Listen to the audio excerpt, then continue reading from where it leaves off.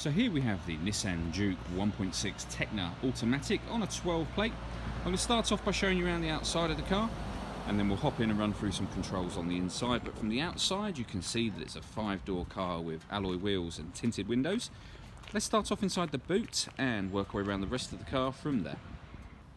So as we approach the back of the car, you'll see we have plenty of boot space along with that 60/40 split folding rear seat. This car also has a reversing camera, which I'll show you when we're inside the car.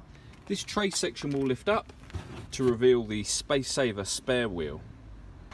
Okay, so we're just going to work our way back round to the front of the car now, and then we'll hop in and run through those controls. But now that we've done a full circle of the car, you can see that it's in lovely condition the whole way round.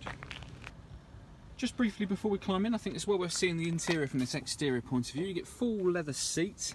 We've got this lovely red trim that matches the sort of dashboard surround around the gear lever.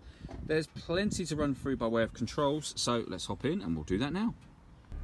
Okay, so now that we're inside the car, we're going to start off with the dials. On the left hand side we have the rev counter, and on the right hand side the speedometer. In the middle you can see the total miles for this car of 37,887. Also in that section is the fuel gauge, coolant temperature gauge, and the P that's in the square is to show you what gear we're in. We're in park at the moment. If I put the car in drive, you'll have a D there for example, so you'll always know what gear you're in without having to glance down. If we're back out to the steering wheel, on the left hand side we have stereo controls as well as the ability to answer and end phone calls, and on the right hand side we have cruise control and speed limiter. Over in the centre here we have the touchscreen radio. So there's a few kind of main menu buttons if you like down the right and left, but essentially everything else that you see on here will be touchscreen. You can use this dial to run through things, or as I say, touch the screen should you wish to. This car's got satellite navigation. There's a video showing that working on our website, well worth checking that one out.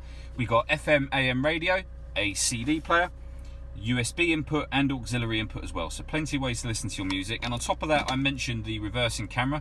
You can see that just there, so it's a full colour image with guidelines showing you what direction the car is headed in relation to the image that you see behind you. Working our way down from there, we have the climate control. So you can adjust the temperature and fan speed, direction of the air, hit that button to turn the air conditioning on, or hit that one to put it onto auto, and the car will maintain 17.5 degrees for you. You can override that by readjusting the fan speed yourself. This screen also doubles up as the driver mode screen, so you can put the car in normal, sport or eco. It will affect the engine, the gearbox, the steering and the climate control. So if you put it in sport, for example, the gearbox will rev higher, the steering will be firmer, or stiffer I should say. Eco is a much more docile drive, and normal would be your kind of everyday setting.